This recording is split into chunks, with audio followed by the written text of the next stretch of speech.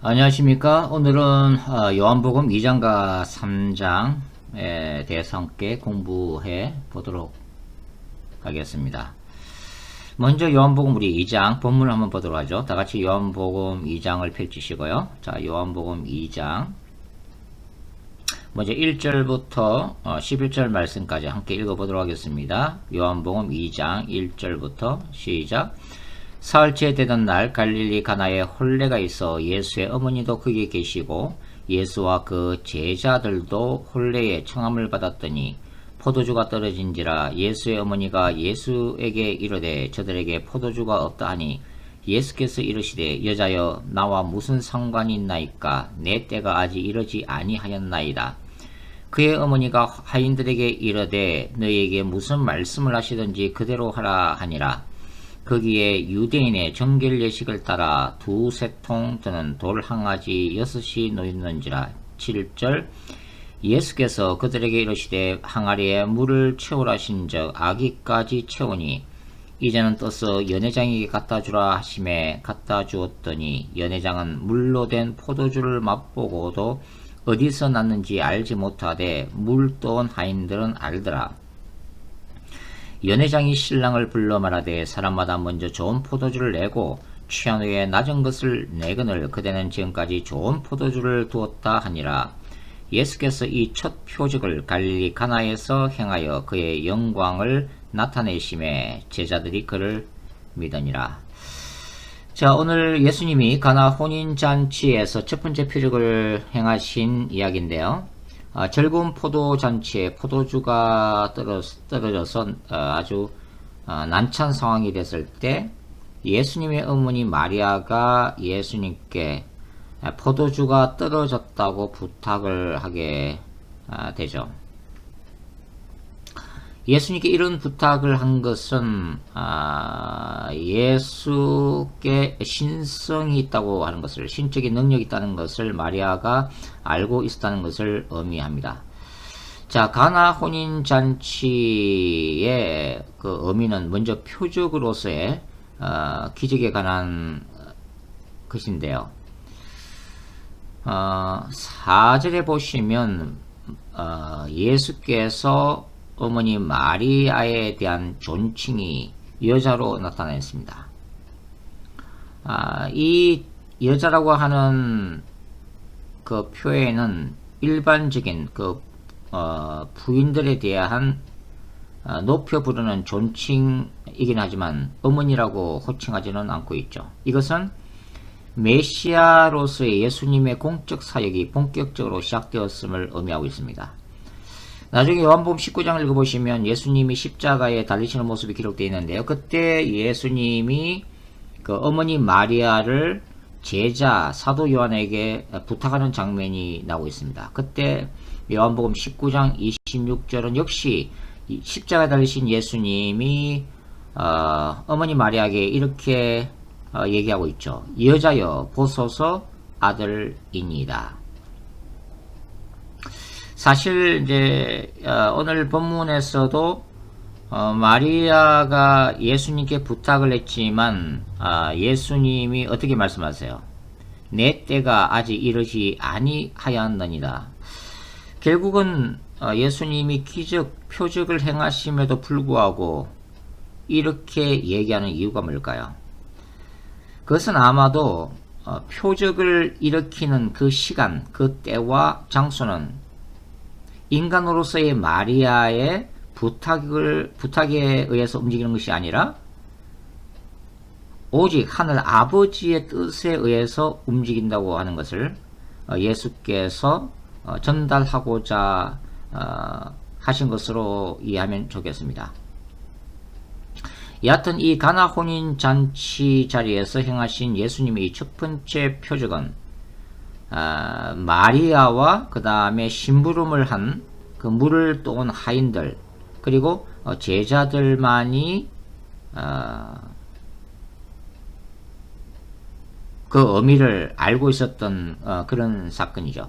11절 말씀 보시면 예수께서 이 첫 표적을 갈릴리 가나에서 행하여 그의 영광을 나타내심에 제자들이 그를 믿으니라 라고 기록을 해놓고 있기 때문입니다.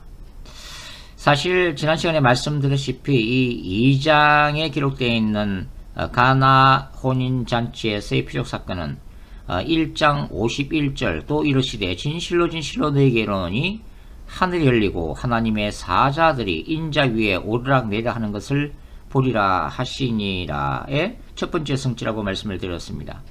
그러니까 요한복음 1장 51절의 기초에서 이 표적사건을 이해를 하면 예수님이 물이 변하여 포도주로 만드신 이 사건에는 하늘 아버지의 뜻과 그 다음에 예수님의 명령에 의한 하나님의 천사들이 활동한 그 결과로 우리가 이해를 할 수가 있다고 하는 것이죠.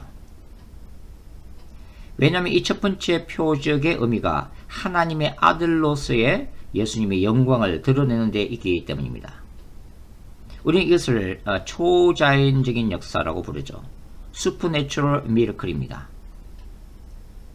사실 이러한 기적적인 세계, 초자연적인 세계관은 초대 교회가 간직했던 그런 세계관이었죠.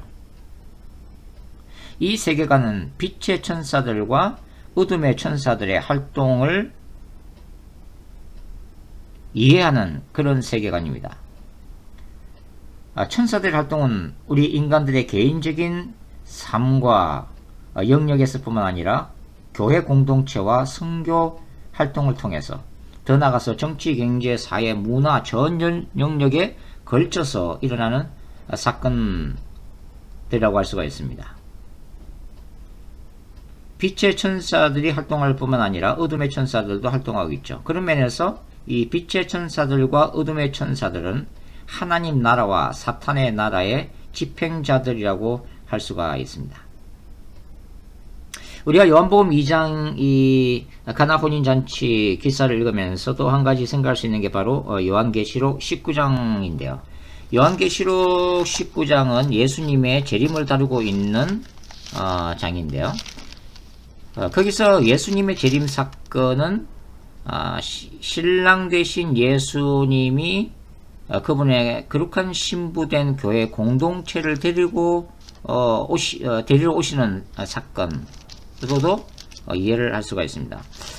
요한계시록 19장에 보시면 이 예수님의 재림 사건은 하늘에서 일어나는 혼인잔치로 묘사가 되어지고 있는데요.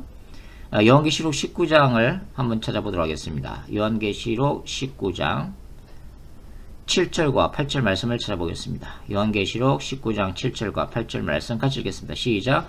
우리가 즐거워하고 크게 기뻐하며 그에게 영광을 돌리세.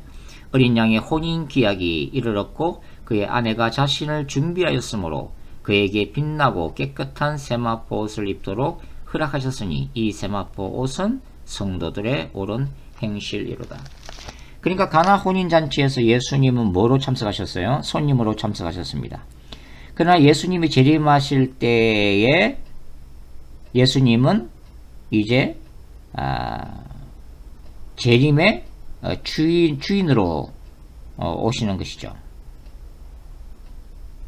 예수님은 가나 혼인잔치를 축하해 주기 위해서 참석하셨지만 그래서 땅에서 일어나는 이 신랑과 신부의 혼인 예식을 축복하셨지만 장차 예수님은 그분이 재림하심으로 그분들의 신부들과의 하늘에서의 이 혼인 예식을 위해서 다시 오실 것이라고 하는 것입니다. 예수님의 재림 사건은 아직도 성취를 앞두고 있는 크리스천들의 마지막 소망입니다. 예수 그리스도의 재림 사건은 이 땅에 사탄과 악의 권세, 죄악된 세상을 심판하러 오시는 야훼의 거룩한 전쟁, 정말로 거룩한 전쟁으로서의 심판 사건이기도 하지만 성도들이 예수 그리스도 안에서 궁극적으로 구원이 완성되는 신랑 되신 예수님과 함께 영원한 잔치와 기쁨이 넘치는 새하늘과 새 땅에서 영원한 신혼기를 보내게 되는 축제의 자리, 구원이 완성되는 사건이기도 한 것이죠. 우리가 이 가나의 혼인잔치를 기적으로서의 사건, 하나님의 그 아들로서 예수님의 영광을 드러내는 첫 번째 표적 사건으로 이해할 수 있음과 동시에 두 번째 이 사건은 하나의 신학적인 의미를 가지고 있습니다. 그것은 요한복음의 구조로 볼 때, 요한복음의 앞뒤 문맥으로 볼 때 우리가 알 수가 있는 내용인데요. 즉 이 2장 1절부터 12절에 기록된 가나 혼인잔치의 표적과 그 다음 13절부터 22절에 기록되어 있는 예수님이 성전을 찾아가셔서 청결케 하시는 사건, 성전 청결 사건은 서로 관련이 있다고 하는 것입니다. 예수님은 성전을 찾아가셔서 성전을 헐라라고 말씀하셨죠. 예수님의 반성전 사상을 엿볼 수 있는 장면입니다.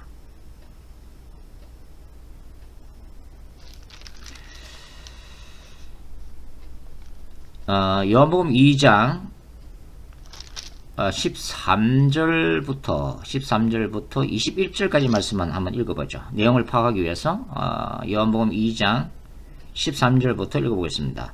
유대인의 유월절이 가까운지라 예수께서 예루살렘으로 올라가셨더니 성전 안에서 소와 양과 비둘기 파는 사람들과 돈 바꾸는 사람들이 앉아있는 것을 보시고 노끈으로 채찍을 만드사 양이나 소를 다 성전에서 내쫓으시고 돈 바꾸는 사람들의 돈을 쏟으시며 상을 엎으시고 비둘기 파는 사람들에게 이르시되 이것을 여기서 가져가라. 내 아버지의 집으로 장사하는 집을 만들지 말라 하시니 제자들이 성경 말씀에 주의 전을 사모하는 열심히 나를 상피한 를 것을 기억하더라.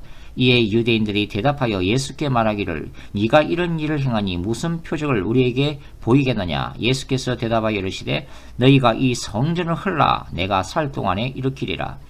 유대인들이 이르되 이 성전은 46년 동안에 지었거늘 네가 3일 동안에 일으키겠느냐 하더라. 그러나 예수는 성전된 자기 육체를 가리켜 말씀하신 것이다. 자, 이 성전 청결 사건과 가나 혼인잔치가 연결되고 있다고 하는 것은 우리가 그 2장 6절에서 가나 혼인잔치 본문이 6절에서 발견할 수가 있는데요. 2장 6절이 뭐라 기록되어 있어요. 거기에 유대인의 정결 예식을 따라 두세 통 드는 돌 항아리 6이 놓였는지라. 자, 유대인들의 집에는 소위 미크베라고 하는 돌 항아리가 항상 놓여 있었습니다. 이것은 그 먼지로 더러워진 손과 발을 씻기 위한 유대인의 정결 예식인데요.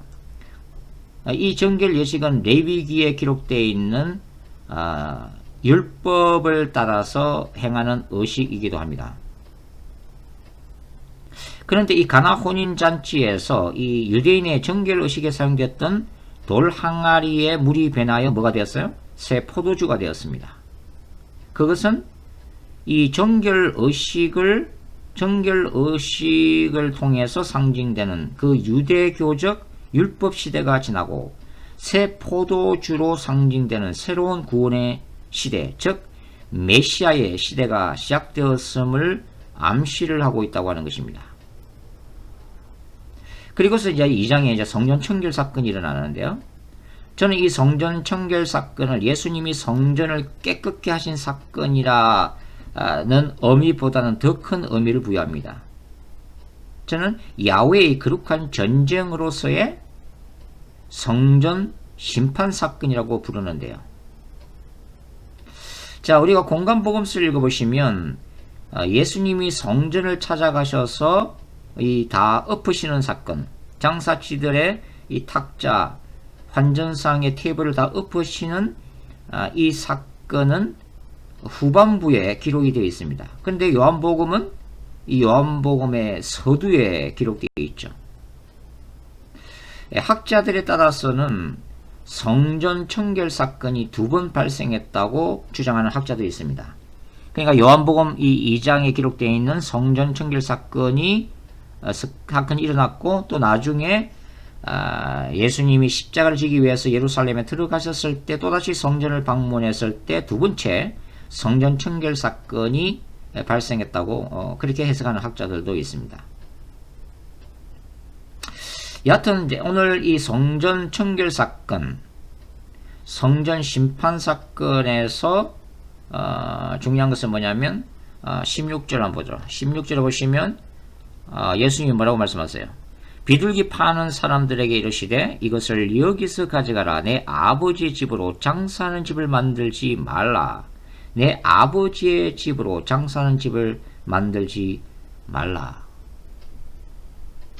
자, 예수님이 이런 말씀을 하신 것은 예루살렘 성전이 장사치의 집으로 변질되었다라고 공격하신 것은 뭐냐면, 자,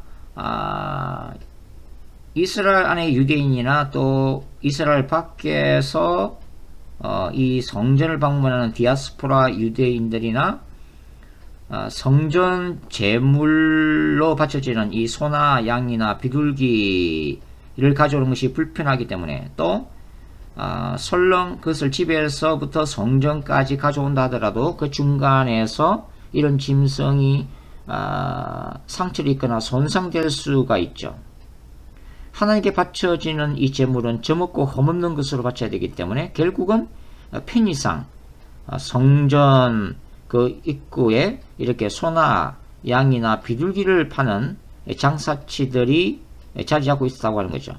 그리고 성전에 들어가기 위해서는 성전세를 지급해야 되는데 그 돈을 받기 위한 환전상들도 있다고 하는 것입니다. 문제는 이러한 그 장사치들 환전상과 바로 예루살렘 성전을 움직이는 제사장들이나 바리새인들하고 밀접하게 결탁되어 있다고 하는 거죠. 오늘 아침에는 정치계와 재벌들의 그런 어떤 그 은밀한 관계와도 같다고 하는 거죠.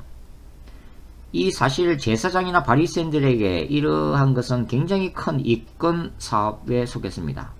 왜냐하면 이런 장사치들이나 환전상으로부터 뒷돈을 받았기 때문이죠. 로얄티를 바꾸어서 부를 축적하고 있었기 때문입니다.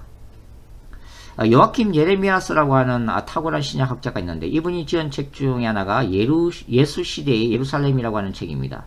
이 책을 보면 당시 제사장들이 이러한 이권 사업에 깊숙이 개입해서 많은 돈을 챙겨서 예루살렘 부근에 많은 부동산을 소유했다고 기록이 되어 있습니다. 그러니까 예수님은 거룩해야 될 하나님의 성전인 예루살렘 성전 제도의 타락상을 지금 호되게 비판하고 계시는 거예요. 진노하시는 예수님의 모습을 우리가 발견할 수 있는 대목입니다. 그래서 저는 이 성전을 찾아오신 예수님, 이 성전을 찾아오신 예수님이 우리가 지난 시간에 말라기 3장 1절에 언약의 사자가 성전을 방문할 것이라는 그 예언이 성취가 되어진과 동시에 이 진노하시는 예수님의 모습은 단순히 분노하시는 예수님의 모습이라기보다는 인간의 죄악, 그 타락한 그 인간의 죄악을 심판하시는 야훼의 거룩한 전쟁을 수행하시기 위해서 하나님의 성전을 방문하신 바로 메시아닉 워리어, 메시아로서의 전사, 용사로서 예수님의 모습을 묘사한다고 저는 생각하고 있습니다. 성전을 찾아오셔서 내 아버지의 집으로 장사하는 집을 만들지 말라라고 하시는 이 예수님의 모습은 예레미야 그 7장에 나오는 바로 예레미야의 성전 설교를 통해서 진노하시는 하늘 아버지의 모습을 대변하고 있다고 하는 거죠.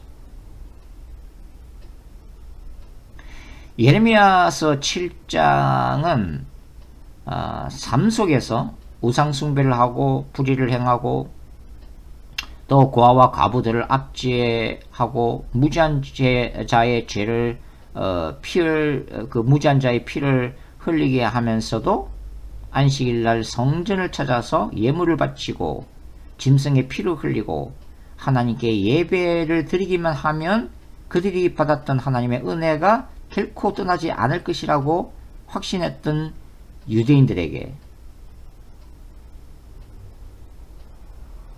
삶 속에서는 하나님의 말씀대로 살지 못하면서도 안식일날 예배 참석해서 하나님께 받았던 그 구원의 확실성을 확인하려고 했던 바로 유대인들을 향한 하나님의 진노의 메시지라고 하는 것입니다.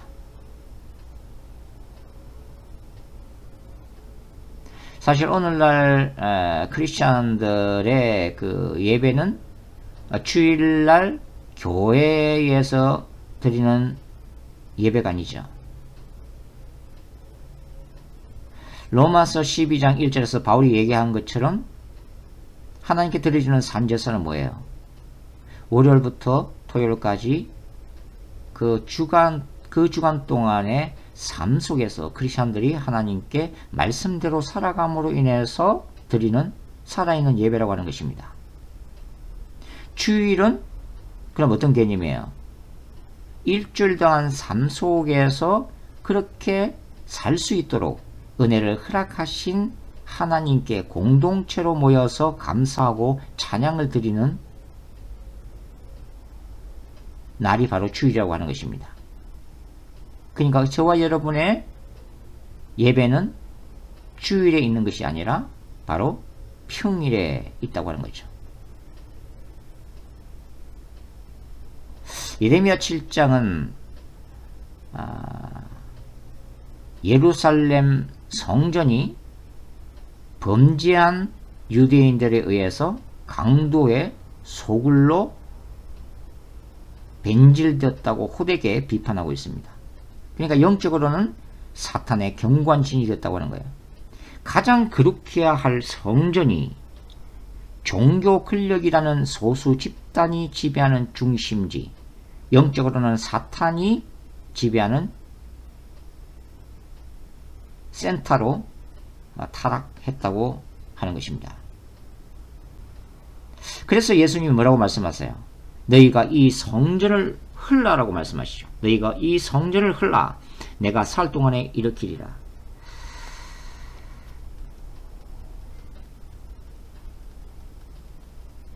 예수님이 이제 14절에 이 성전을 찾아오셨다고 말씀하실 때 이 성전은 히에론입니다. 헬라어로 히에론이라고 부르는데요. 이것은 성전 건물 전체를 보이는 그 건물로서의 예루살렘 성전 전체를 의미할 때 쓰는 헬라 단어이죠.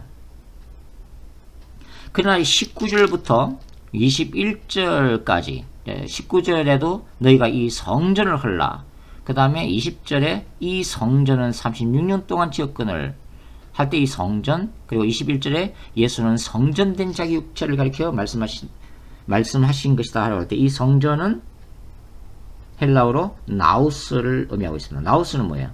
나우스는 성전 중에서도 하나님이 영광으로 임재해 계신 가장 거룩한 지성소를 의미하는 말입니다. 예수님의 의도는 말 그대로 지성소를 무너뜨리라고 하는 거예요. 이것은 예루살렘 성전의 핵심에 해당되는 지성소를 무너뜨려 버려라. 왜 이렇게 예수님이 말씀하셨을까? 그만큼 죄를 쌓고 있었기 때문에 이제는 인간을 구원할 수도 없고 오히려 사탄의 소굴로 변해버린 이 성전을 무너뜨리라 하는 것입니다.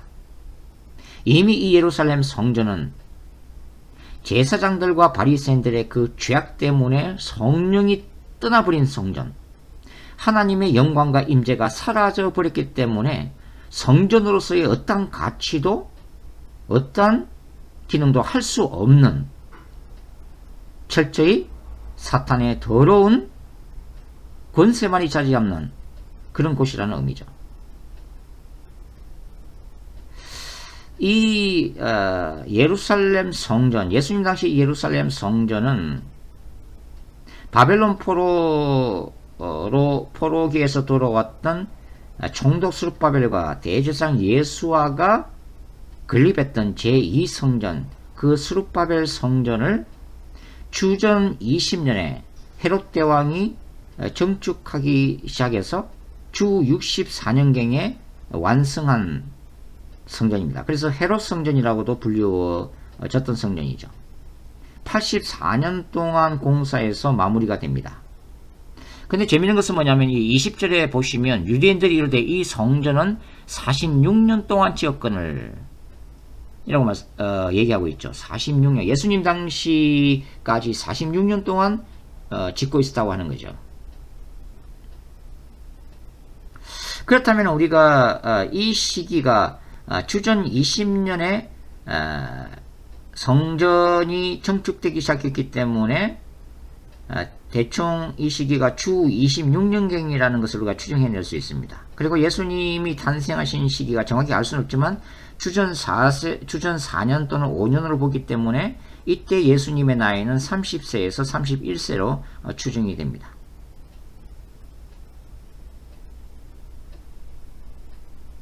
제약을 쌓아올린 이 예루살렘 성전, 그리고 빛으로 오신 메시아를 거부하고 십자가에 못 박은 유대인들의 그 죄로 인해서 이 휘황찬란한 장엄한 예루살렘 성전은 주 70년 로마 제국의 티투스 장군에 의해서 파괴되고 완전히 멸망이 되어지죠.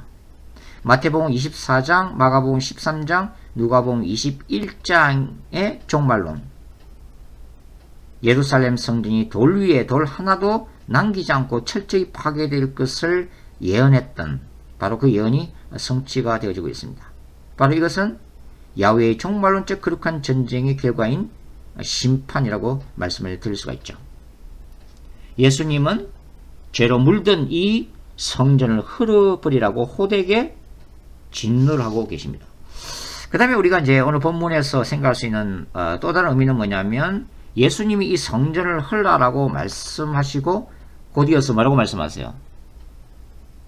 내가 사흘 동안에 일으키리라고 말씀하십니다. 내가 사흘 동안에 일으킬 것이다. 이것은 예수께서 십자가에 죽으신 후 3일 만에 예수께서 부활하심으로써 이 말씀이 성취가 되어지죠. 21절 요한복음 2장 21절 그러나 예수는 성전된 자기 육체를 가리켜 말씀하신 것이라. 22절 죽은 자 가운데서 살아나신 후에야 제자들이 이 말씀하신 것을 기억하고 성경과 예수께서 하신 말씀을 믿었다. 그러니까 이 성전을 헐라라고 말씀하셨을 때는 예수님은 이중적인 의미를 지금 암시하고 계신 것이죠.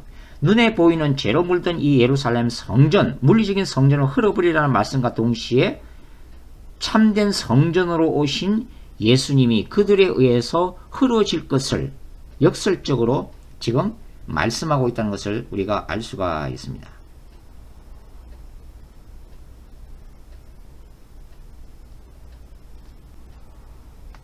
예수님이 이제는 인간의 죄를 용서하기 위해서 짐승의 피제사를 드렸던 그 물리적인 성전을 폐하시고 이제는 온전히 예수 안에서 구원받을 수 있는 완전한 성전 그 자체로 오셨죠. 그래서 요한계시록 21장과 22장에는 예수님의 재림 이후에 하늘에서 하늘과 새 땅이 내려오는데요. 새 예루살렘이 내려오는데 그 새 예루살렘에는 따로 성전이 존재하지 않습니다. 왜냐하면 하나님과 예수의 영광이 충만한 완전한 지성소 그 자체가 바로 하늘에서 내려오는 뉴 제루살렘 영원한 천국이기 때문입니다.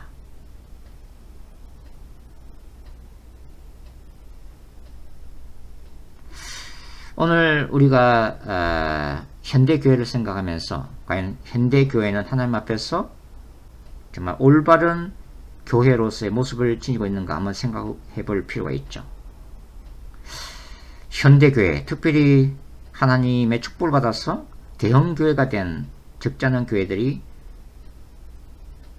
부자 세습을 통해서 그리고 돈을 축적하고 그 헌금으로 수많은 부동산을 사들이면서 만모니즘의 권세 하에서 죄를 쌓고 있다는 것을 우리가 부인하기는 힘듭니다.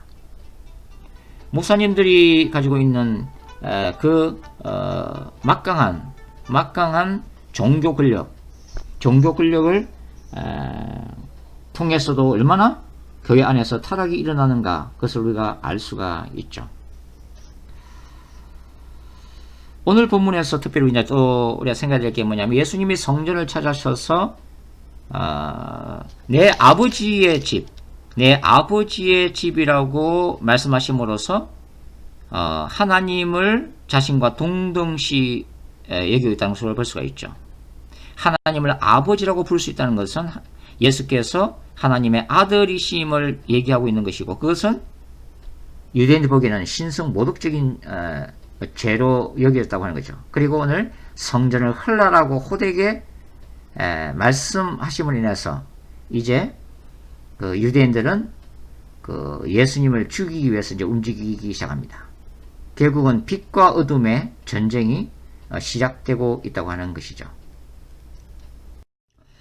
자, 이제는 요한복음 3장으로 넘어가서 니고데모와 예수님과의 대화 부분을 한번 공부해 보도록 하겠습니다. 요한복음 3장 1절부터 한 15절까지 함께 읽어보도록 하시죠. 요한복음 3장 1절부터 함께 읽겠습니다. 그런데 바리새인 중에 니코데모라는 사람이 있으니 유대인의 지도자라. 그가 밤에 예수께 와서 이르되, 랍비여, 우리가 당신은 하나님께로부터 오신 선생인 줄 아나이다.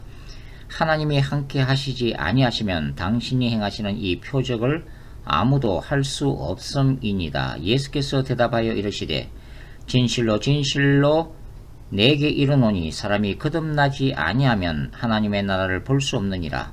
4절, 니고데모가 이르되, 사람이 늙으면 어떻게 날 수 있사옵나이까? 두 번째 모태에 들어갔다가 날 수 있사옵나이까? 예수께서 대답하시되, 진실로 진실로 내게 이르노니 사람이 물과 성령으로 나지 아니하면 하나님의 나라에 들어갈 수 없느니라. 육으로 난 것은 육이요 영으로 난 것은 영이니 내가 내게 거듭나야 하겠다는 말을 놀랍게 여기지 말라. 바람이 임의로 불매 내가 그 소리는 들어도 어디로 와서 어디로 가는지 알지 못하니 성령으로 난 사람도 다 그러하니라. 니고데모가 대답하여 이르되, 어찌 그러한 일이 있을 수 있나이까? 10절, 예수께서 그에게 말씀하여 이르시되, 너는 이스라엘의 선생으로서 이러한 것들을 알지 못하느냐? 진실로 진실로 내게 이르노니 우리는 아는 것을 말하고 본 것을 증언하노라. 그러나 너희가 우리의 증언을 받지 아니하는도다. 내가 땅의 일을 말하여도 너희가 믿지 아니하거든. 하물며 하늘의 일을 말하면 어떻게 믿겠느냐? 13절, 하늘에서 내려온 자 곧 인자 외에는 하늘에 올라간 자가 없느니라. 모세가 광야에서 뱀을 든 것 같이 인자도 들려야 하리니 이는 그를 믿는 자마다 영생을 얻게 하려 하심이니라. 자, 이 요한복음 3장은 굉장히 중요한 주제를 다루고 있습니다. 바로 물과 성령으로 거듭남의 교리, 본 어게인이 무엇인지 다루고 있죠. 물과 성령으로 거듭나는 것이 과연 무엇인가 하는 것을 우리가 이해하기 위해서는 요한복음 1장부터 3장까지의 이 전체적인 구조와 문맥 가운데서 이해를 하는 것이 성경적이라는 생각이 듭니다. 물과 성령으로 거듭난다는 것이 무엇일까요? 요한복음 1장이 창세기 1장을 재해석하고 있다는 말씀을 이미 들었는데요. 이 요한복음 1장과 창세기 1장을 비교하면서 우리가 배울 수 있는 것은 하나님이 천지를 창조하셨다.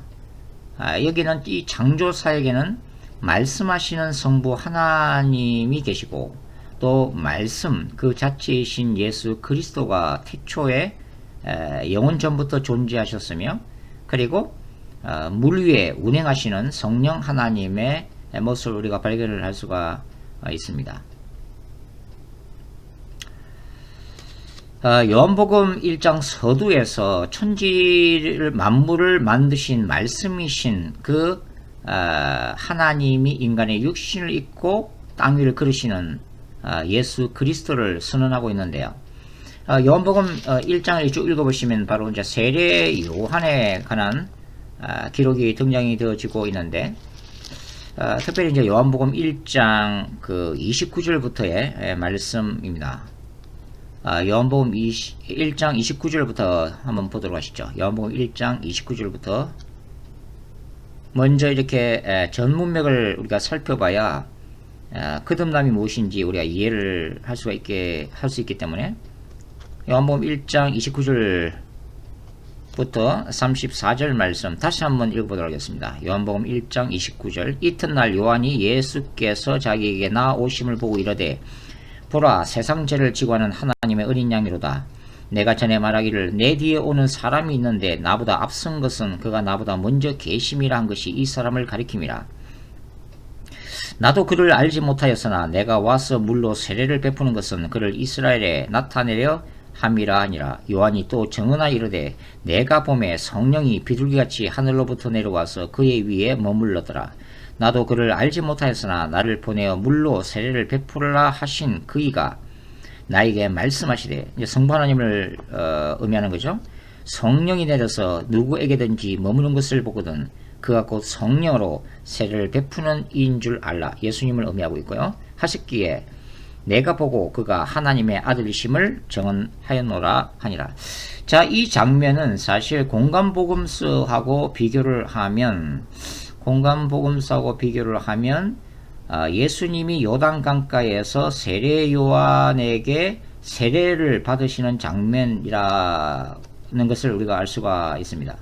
여기 요한복음 1장에도 우리가 다른 공간복음서도 그렇지만 특별히 이제 요한복음 1장에서 우리가 주목해야 될 것은 뭐냐면, 지금 요단강가에 세례를 받기 위해서 예수께서 서 계시죠. 물 위에 서 계신 말씀으로서의 그리스도의 모습입니다. 그리고 바로 그 그리스도에게 하늘로부터 비둘기의 형상으로 성령께서 내려오고 계십니다. 그리고 세례 요한에게 하나님이 말씀을 주고 계시는 거죠. 자, 이러한 모습들이 바로 창세기 1장을 연상시킨다고 하는 것입니다.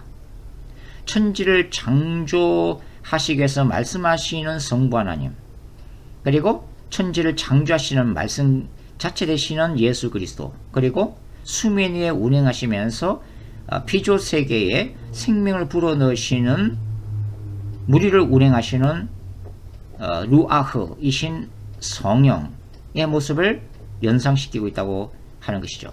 그러니까 창세기 1장에서는 눈에 보이는 물질 세계를 창조하시기 위한 천지 창조의 사역이 이제는 요단강가에서 예수께서 세례 요한에게 세례를 받으심으로 해서 그분의 공생애가 시작되는 이 시점에서는 이제 영적인 천지 창조가 시작됐다는 것을 지금 암시하고 있다고 하는 것입니다. 그 영적인 천지 창조는 바로 인간을 구원하기 위한 구원 사역을 의미하는데요. 요한복음 3장에 나타나 있는 이 니고데모와 예수님의 대화를 통해서 굉장히 중요한 가르침이 주어지고 있습니다. 그것은 물과 성령으로 거듭나야 한다는 거예요. 물과 성령.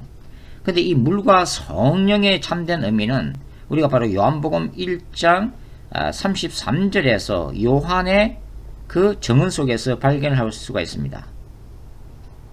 요한의 사역은 뭐예요? 물로 세례를 베푸는 사역입니다. 그런데 예수님의 사역은 어떤 거죠? 성령으로 세례를 베푸는 사역인 거예요. 세례 요한의 사역은 하나님께로 죄로부터 돌이키고 그것을 고백하는 사람들에게 물속에 잠기도록 하는 그 침례를 통해서 바로 거듭남이라고 하는 이 입구로 들어가는 그 길을 예비하는 회개의 사역이었다고 하는 것입니다. 그러니까 세례 요한의 물세례는 바로 회개 역사를 상징하는 거예요. 그리고 예수님이 성령으로 세례를 주신다는 것은 예수 그리스도를 믿음으로 그 말씀을 받아들이는 자에게 성령 사역을 통한 구원의 역사가 일어난다는 것을 의미하고 있다고 하는 것입니다. 요한복음 이 3장 그 6절 말씀 한번 보세요. 요한복음 3장 6절 말씀 보시면 육으로 난 것은 육이요 영으로 난 것은 영이다. 이 3장 6절은 요한복음 1장 13절 하반절과 통하는 말씀인데요. 요한복음 1장 13절은 어떻게 기록되어 있어요? 이는 혈통으로나 육정으로나 사람의 뜻으로 나지 아니하고 오직 하나님께로부터 난 자. 이 하나님으로부터 난 자가 하나님으로부터 생명을 얻은 자, 하나님의 주권적인 역사, 은혜 가운데서 하나님으로부터 새롭게 탄생한 새로운 피조물을 의미하고 있는데, 이것이 요한복음 3장에서는 육으로 난 것은 육이요 영으로 난 것은 영이다 하는 구절과 서로 상통되는 말씀이라고 하는 거죠. 그러니까 요한복음 1장 13절의 전반부 혈통으로나 육정으로나 사람의 뜻으로 난다라고 하는 것은 육으로 난 것은 육이요라는 말씀이죠. 그리고 하반절에는 오직 하나님께로부터 난 자들이란 것은 3장 6절 하반절에 영으로 난 것은 영이다 라는 의미라고 하는 것입니다.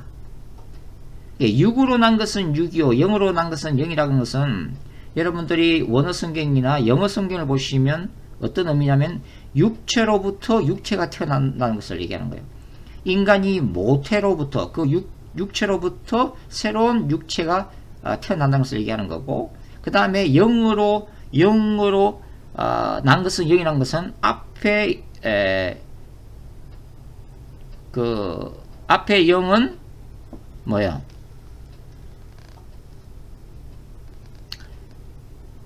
영어 성경을 보시면 제가 가지고 있는 영어 성경은 ESV인데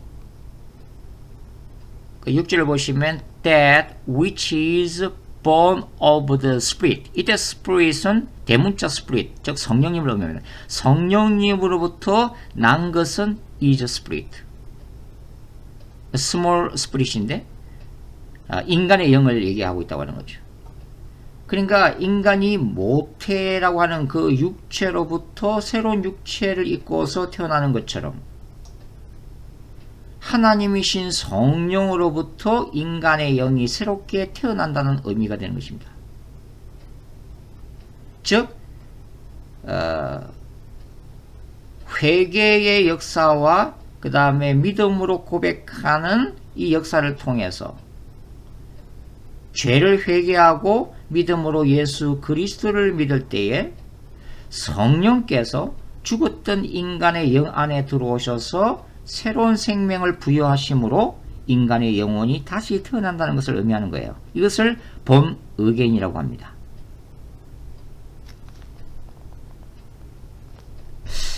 요한복음 3장에서 예수님이 이 born again, 물과 성령으로 거듭나는 역사에 대해서 니고데모에게 말씀을 하시고 난 다음에 계속해서 뭐라고 지금 말씀하시냐면, 자, 요한복음 3장 14절부터 보세요. 요한복음 3장 14절부터 16절까지 말씀 보겠습니다. 요한복음 3장 14절부터 읽어볼게요. 모세가 광야에서 뱀을 든 것 같이 인자도 들려야 하리니 이는 그를 믿는 자마다 영생을 얻게 하려 하심이니라. 하나님이 세상을 이처럼 사랑하사 독생자를 주었으니 이는 그를 믿는 자마다 멸망하지 않고 영생을 얻게 하려 하심이다. 자, 여기서 모세가 광야에서 뱀을 든 것처럼 인자도 들려야 돼. 모세가 광야에서 뱀을 든 역사가 어디 기록되어 있어요? 민수기 21장에 기록되어 있잖아요. 광야를 헤매던 이스라엘 백성들이 하나님께 끊임없이 불평하고 불순종했을 때 하나님이 불뱀을, 사막에 불뱀을 보내서 심판하세요. 많은 이스라엘 백성들이 죽습니다. 그때 하나님이 이스라엘 백성들을 불쌍히 여겨서 그 놋뱀을, 놋으로 만든 뱀을 장대에 매달아서 그것을 쳐다보는 이스라엘 백성들은 살아나도록 하신 사건이죠. 이것이 바로 십자가에 높이 들린 예수 그리스도에 대한 구약적인 표상이고 예언입니다. 모세가 놋뱀을 장대에 매달아서 높이 들었는데 어떤 학자들이 말하는 것처럼 그 놋뱀이 예수 그리스도를 상징하는 것이 아니라 사실 성경 속에서 뱀은 사탄의 이미지죠. 그것은 뱀의 상징인 사탄의 권세를 이 장대로 상징된 십자가 나무 위에서 예수님이 깨뜨리신 것을 예표한다고 할 수가 있습니다. 예수께서 십자가에 달리신 그 야훼의 종말론적 거룩한 전쟁에서 예수님은 사탄의 권세를 깨뜨리시고 그 승리의 전리품으로 노뱀을 달아서 모든 인류에게 예수 그리스도께서 승리하셨음을 보여주는 거예요. 그래서 3장 16절, 우리가 너무나도 잘 알고 있는 3장 16절 말씀처럼 하나님이 세상을 이처럼 사랑하사 독생자를 주셨으니 이는 그를 믿는 자마다 멸망하지 않고 영생을 얻게 하는 놀라운 구원의 역사를 일으키신 것입니다.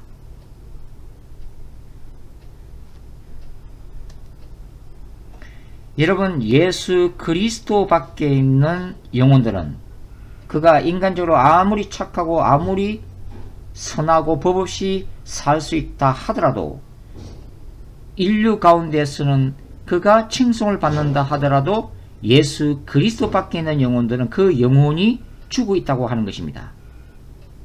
그 죽어 있는 영혼은 따라서 결과적으로 그가 육체적인 죽음을 죽고 난 다음에는 하나님의 심판을 받고 영원한 지옥 불 속에 던져질 수밖에 없는 거예요. 아담과 하와가 하나님께 불순종한 이후 인간의 영혼은 하나님과 단절된 상태에서 죽어 있는 영혼이라고 하는 거예요. 그것은 창세기 1장에서 창세기 1장 2절처럼 혼돈하고 땅이 혼돈하고 공허한 상태, 어두움, 그 다크니스, 어두움이 깊음 위에 있는 그 미완성되고 혼란한 케이아스의 세계가 바로 영적으로 치면은 인간의 죽어있는 영혼의 세계를 의미한다고 하는 것입니다. 그런데 우리가 겸손함으로 예수 그리스도의 복음을 받아들이시면 예수님이 나의 죄를 용서하신 구원자요 내 삶을 통치하시는 신적 왕이심을 내가 고백하고 예수를 받아들이면 예수의 말씀을 내가 영접하면 어떤 일이 나요? 내가 예수님을 나의 구주로 고백하는 그 순간 성령께서 나의 죽은 영혼에 들어오셔서 마치 캄캄하고 혼란된 그 피조 세계에 운행하시는 성령께서 생명을 부여해 주시고 빛을 주시는 것처럼 우리의 죽었던 영혼들이 다시 살아나고 어둠에서 빛으로 사탄의 권세에서 아들 예수의 나라로 옮겨지게 되는 것입니다. 이것이 구원의 역사예요. 예수님은 니고데모와의 대화에서 어떻게 하나님의 나라에 들어갈 수 있는지를 설명하십니다. 그 하나님의 나라에 들어갈 수 있는 것은 물과 성령으로 거듭나야 한다고 하는 것입니다. 그것은 내 죄를 자각하고 철저히 회개함으로써 하나님께로 돌이키고 그리고 예수 그리스도를 받아들임으로 인해서 예수 그리스도 안에서 새로운 피조물로 새로운 탄생을 맞이하는 것을 의미하는 것입니다. 여러분들 오늘 강의를 통해서도 이러한 예수님을 다시 만나기를 바랍니다. 예수께서 여러분들의 삶에 다시 오셔서 어두운 우리의 삶의 빛으로 죽음 같은 우리의 삶에 놀라운 생명력을 부여받는 축복된 한 주간이 되기를 바랍니다. 다음 시간에 우리 3장 계속 공부를 하도록 하겠습니다. 주 안에서 승리하는 한 주가 되시기를 바랍니다. 감사합니다.